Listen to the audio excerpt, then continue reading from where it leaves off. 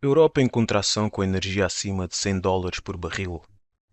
Será que o Banco Central Europeu vai subir os juros na mesma? Boas investidores e traders, bem-vindos à análise fundamental desta semana. O meu nome é Fagner Lima, sou trader e mentor no cegodinheiro.com. Hoje é dia 26 e vamos discutir os eventos mais relevantes para a semana económica de 27 de abril a 3 de maio. Como sempre, comecemos então pela Week Ahead.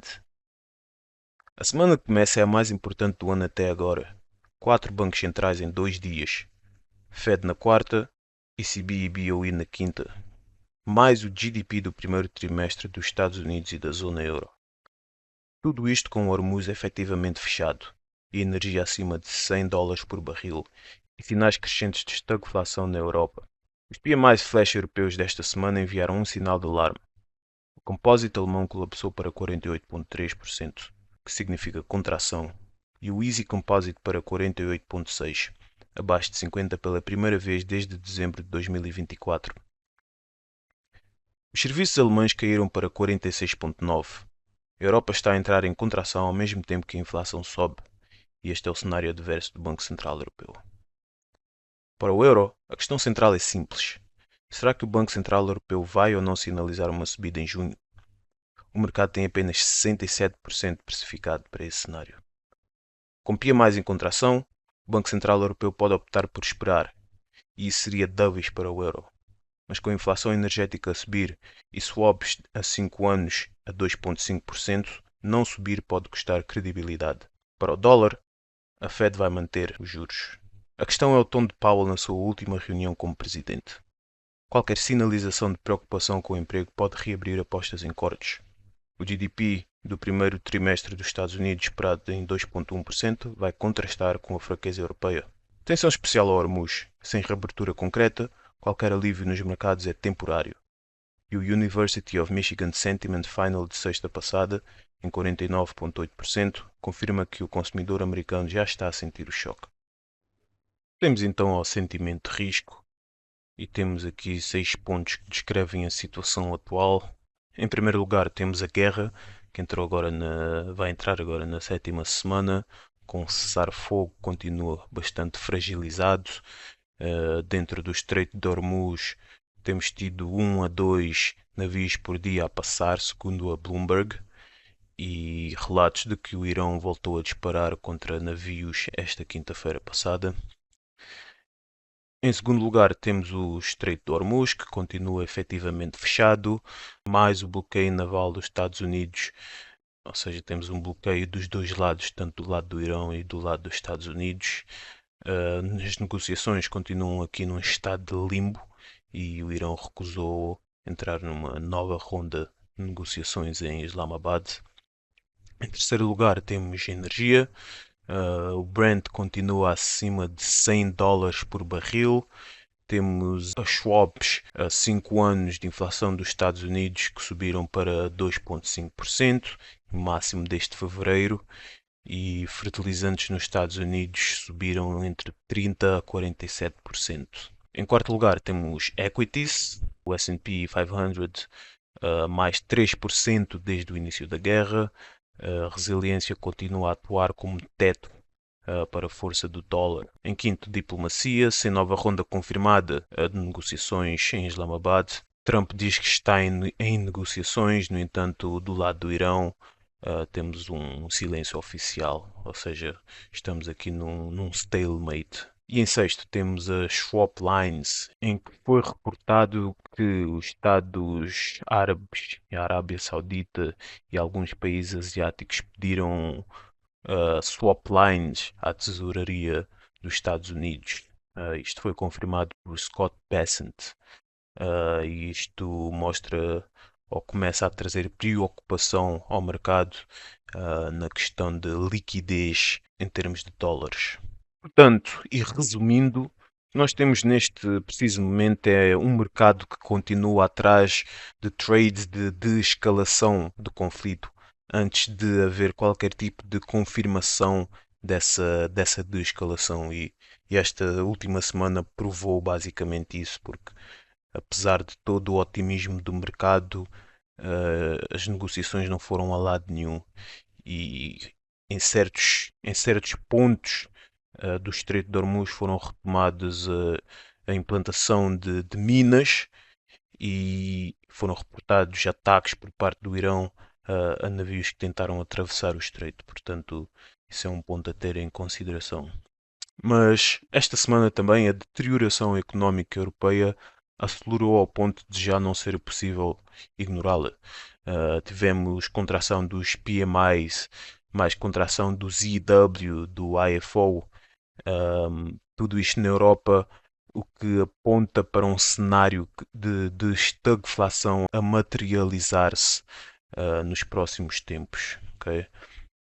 Já nos Estados Unidos, o impacto inflacionário real ainda não apareceu completamente nos índices, mas temos dados concretos que dizem que os fertilizantes têm vindo a aumentar entre 30% e 47%, de que o gasóleo agrícola aumentou cerca de 46%, e estes aumentos, né, e o aumento destes preços vão aparecer no CPI nas próximas semanas. Passando então ao ouro, mostra aqui ou reflete a incerteza que os mercados têm vivido nestas últimas semanas, ou seja, não temos uma resolução nem temos uma reescalada do conflito, e este nível de consolidação do ouro mostra exatamente essa incerteza por parte dos investidores.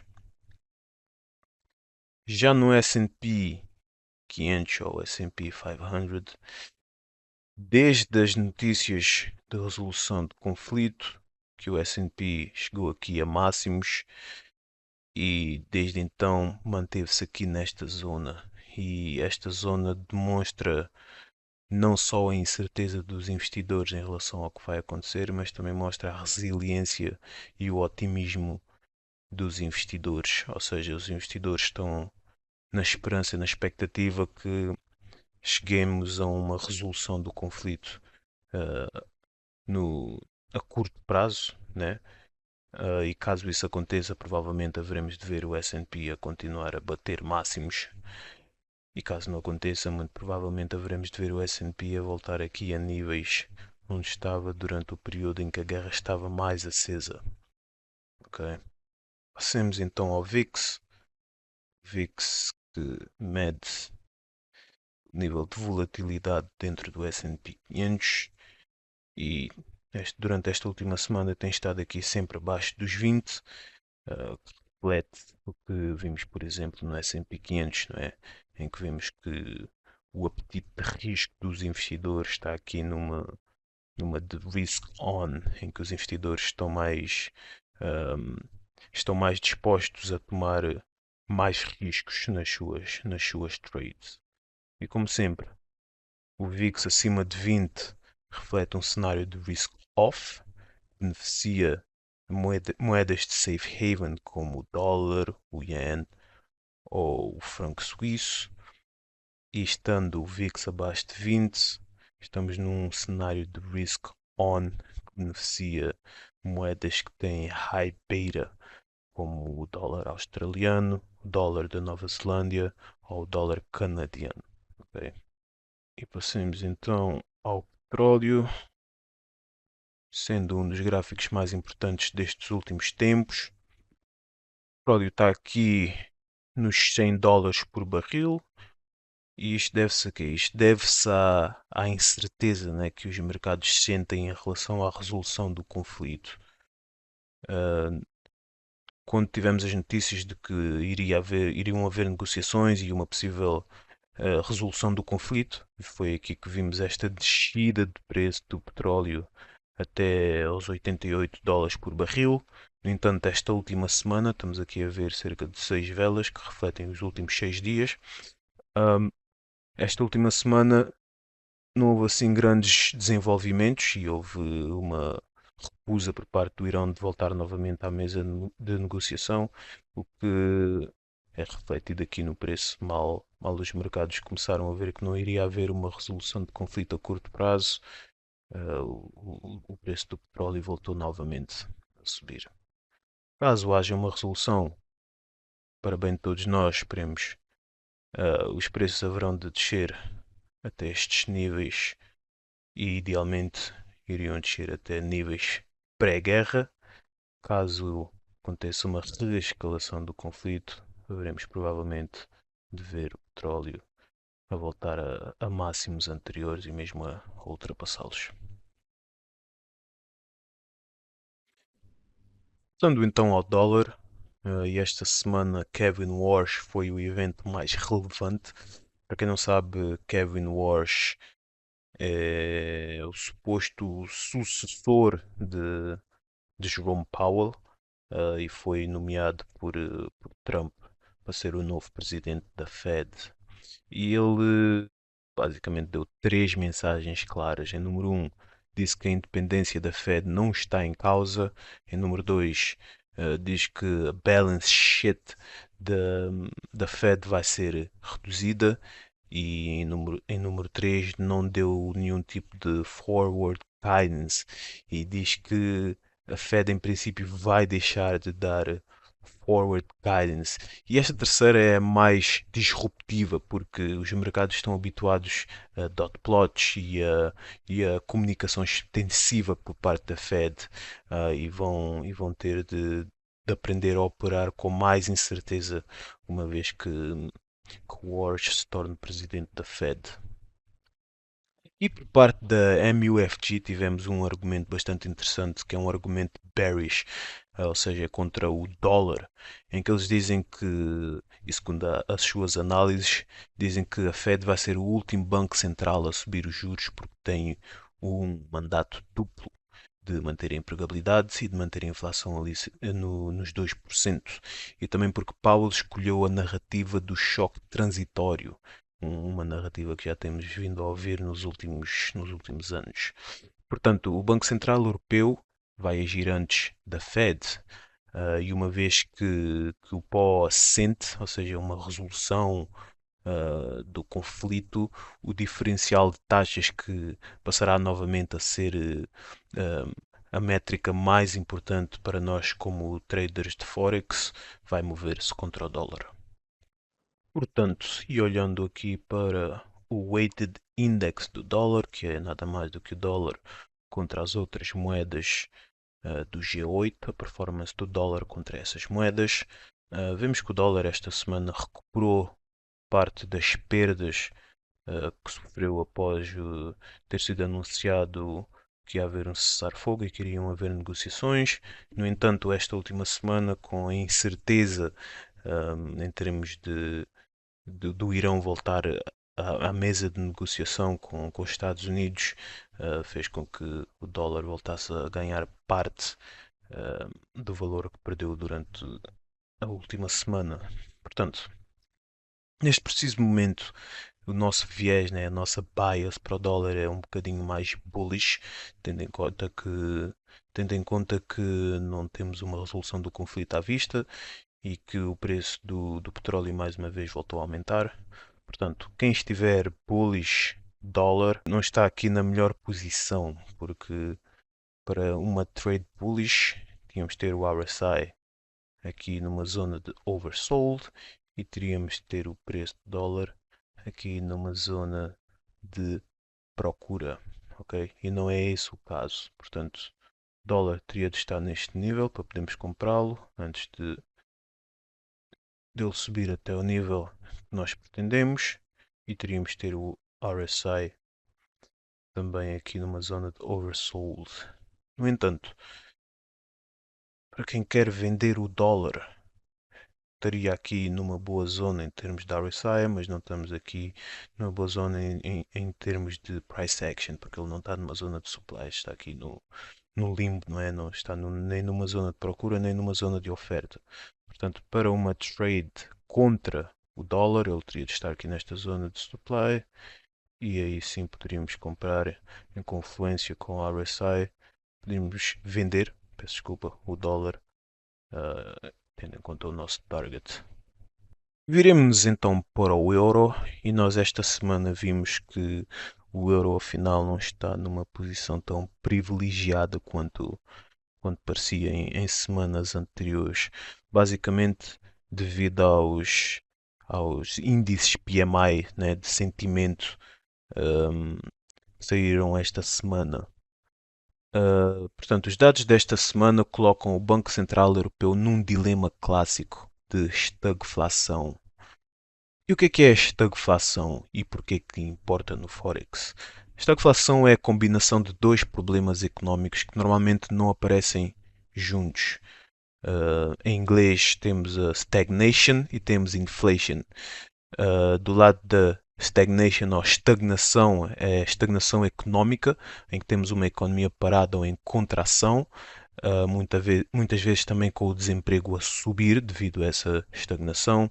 E do outro lado temos a inflation ou a inflação, que é essencialmente a subida de preços de forma persistente. E se juntarmos stagnation e inflation de inflation, temos aí o termo stagflation. Ok? Portanto, em condições normais, inflação alta significa que a economia está a crescer demasiado rápido e o Banco Central normalmente sobe os juros para arrefecer esse crescimento. Já quando está a haver uma recessão, significa que temos uma economia fraca, uma economia frágil, e o Banco Central, nesses casos, corta os juros para estimular essa mesma economia. Num cenário de estagflação, as duas coisas acontecem ao mesmo tempo e qualquer decisão do Banco Central agrava um ou outro problema. Ok? Portanto, o Banco Central, neste caso, fica aqui numa. Qualquer decisão que o Banco Central tome, ou de subir ou cortar juros, é essencialmente uma armadilha. Porque se nós subirmos os juros para combater a inflação, o crédito fica mais caro, as empresas investem menos, contratam menos e os despedimentos aumentam e a economia contrai ainda mais devido a essa subida de juros. Por outro lado, se cortarmos os juros para estimular a economia, temos a inflação que sobe ainda mais, porque o crédito fica mais barato, o poder de compra é destruído e a situação social dessa economia deteriora. Ok? Portanto, neste cenário, o Banco Central não tem nenhuma opção que seja tiro e queda para resolver a situação, só tem opções menos mais. E é por isso que os mercados têm muita aversão a situações de estagflação. Ok? Portanto, voltando aqui ao que estávamos a dizer sobre o euro, os dados desta semana colocam o Banco Central Europeu num dilema clássico, que é este dilema de estagflação, em que temos o crescimento a contrair, e vimos isso nos serviços alemães, no PMI, que está a 46,9, e ao mesmo tempo que a inflação sobe por causa da energia. Portanto, subir os juros neste contexto agrava a recessão e não subir arrisca desancoragem das expectativas de inflação. Okay? Temos também o manufacturing europeu que continua a surpreender. Tivemos o Easy PMI em 52,2%, em 52,2%, em França a 52,8%, que surpreendeu pela positiva, tendo subido para 52,8 de 49,5, que era o esperado. Portanto, esta é a parte da economia europeia que ainda está a resistir ao choque energético e é o argumento que o Banco Central Europeu vai usar para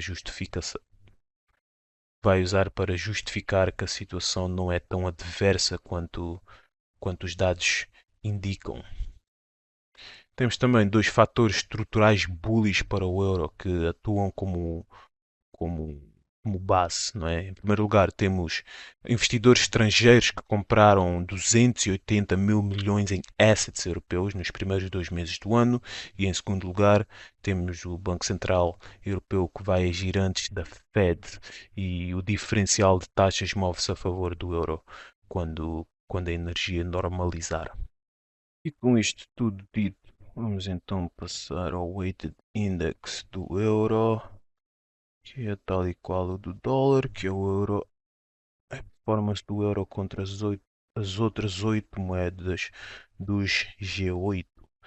E podemos ver que, e em primeiro lugar, o nosso viés ou a nossa bias a curto prazo para o euro é bearish, devido a tudo o que dissemos até agora. E com isto tudo dito, sendo o nosso viés bearish, estaríamos mais numa de defender o euro contra outras moedas, certo? E para o fazermos, temos aqui, ó, esta zona já não existe, já não é válida. E para fazermos, claro, o euro deveria estar aqui numa zona de supply, que não é o caso. Deixem-me só. Certo? A zona de supply mais próxima é esta, portanto temos de esperar que o euro venha a esta zona antes de podermos vendê-lo contra outras moedas. Não apenas isso, mas aqui o RSI também deveria estar numa zona de overbought para podermos vendê-lo contra outras moedas, que não é o caso. Já para quem quer comprar o euro contra outras moedas, o euro deveria estar aqui numa zona de demand, de procura, certo? Que não é o caso também, portanto temos de esperar que ele volte a esta zona antes de o podermos comprar contra outras moedas e antes de chegarmos ao nosso target. E do lado do RSI, deveria estar aqui mais numa zona de oversold, que também não é o caso. Ok? Portanto, neste preciso momento, euro e dólar, para a forma como nós olhamos para os mercados e para a forma como nós fazemos trading, não temos assim nenhuma trade em cima da mesa que possa ser efetuada, que possa ser feita nos próximos tempos. Portanto, e passando aqui ao euro-dólar, vamos só tirar isto daqui, que foi da semana passada, e vamos atualizar este. Neste preciso momento temos o dólar como bullish, temos o euro como bearish e euro-dólar bearish também a curto prazo, principalmente por causa da situação de estagflação, a potencial estagflação europeia. No entanto, temos algum suporte estrutural por causa do diferencial de mandatos entre a Fed e o Banco Central Europeu. Ok? Portanto, vamos olhar para esta semana. Esta semana vamos ter decisões do Banco Central Europeu e da Fed. Na quinta é o Banco Central Europeu e estamos à espera de um hold por parte do BCE. E o mais importante vai ser a guidance a seguir à decisão por parte de Lagarde, né? Que é para percebermos que direção é que o Banco Central Europeu está a pensar tomar para o resto do ano, porque neste preciso momento temos 67% de aumentos de juros precificados até o final de 2026. E se formos olhar aqui para o Segue o Dinheiro, temos ver que não temos os 67 precificados, porque isto já foi atualizado desde que essa notícia saiu. Portanto, neste preciso momento temos 58 base points precificados para o Banco Central Europeu até ao final de 2026. No entanto, isto continua a significar dois aumentos de juros até ao final do ano. Já do lado da Fed, pronto, estamos aqui, tal como o Banco Central Europeu, na próxima reunião estamos à espera que os dois bancos façam hold dos juros atuais, ou seja, não vão aumentar nem vão cortar.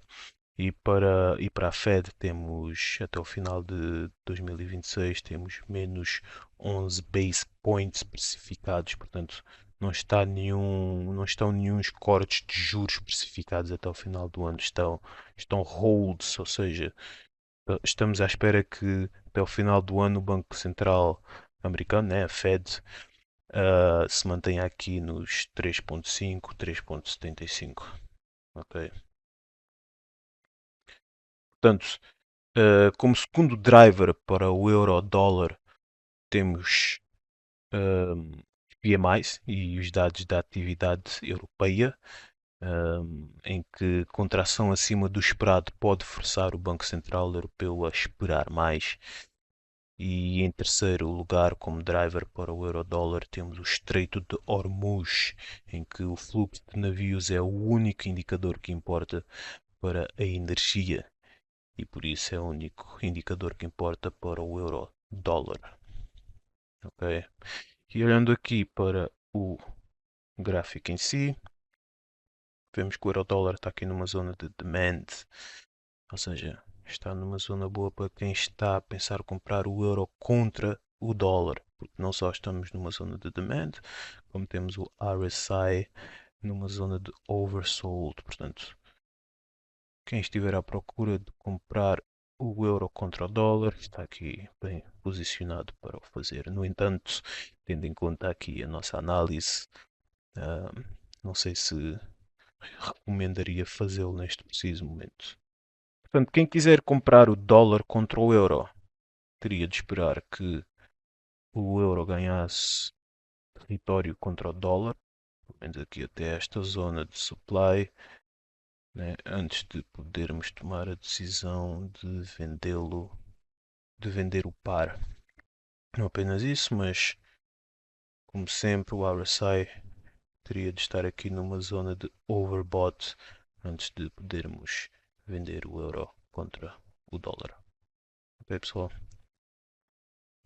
Portanto, pessoal, foi esta a análise fundamental desta semana. Espero que tenham aprendido algo. Caso tenham dúvidas, é só deixar nos comentários ou podem falar connosco nas redes sociais. Não se esqueçam de subscrever o canal e dar like ao vídeo. Não se esqueçam também de vir à nossa plataforma, pessoal. Como já dissemos muitas vezes, temos aqui sempre um week ahead em que damos informação sobre o que vai acontecer ou o que é mais importante para a semana seguinte. Temos expectativas monetárias que são atualizadas todos os dias em tempo real para estarem sempre atualizados em relação à direção em que as decisões de política monetária dos bancos centrais, em que direção vão tomar, né, no futuro, para estarem sempre à frente da curva. Temos para o euro e para o dólar uma análise de cada moeda, né, de cada economia que sai todas as segundas. E pronto, aqui os nossos vídeos semanais das nossas análises e de vídeos educativos sobre termos económicos relevantes para o Forex. Está bem, pessoal? Tudo isto grátis. Apenas vos pedimos o e-mail e o nome, que é para vos podermos mandar os e-mails sempre que lançamos alguma feature nova, ou sempre que atualizamos alguma coisa no site, ou sempre que lançamos um week ahead, ou sempre que atualizamos aqui os nossos vieses de cada moeda. Ok? É só esse é o único uso exclusivo dos dados que vos pedimos para poderem utilizar a plataforma. Está bem, pessoal? Portanto, não se esqueçam de dar like, comentar, sigam-nos nas redes sociais, pessoal, e como sempre, sigam o dinheiro. Até à próxima.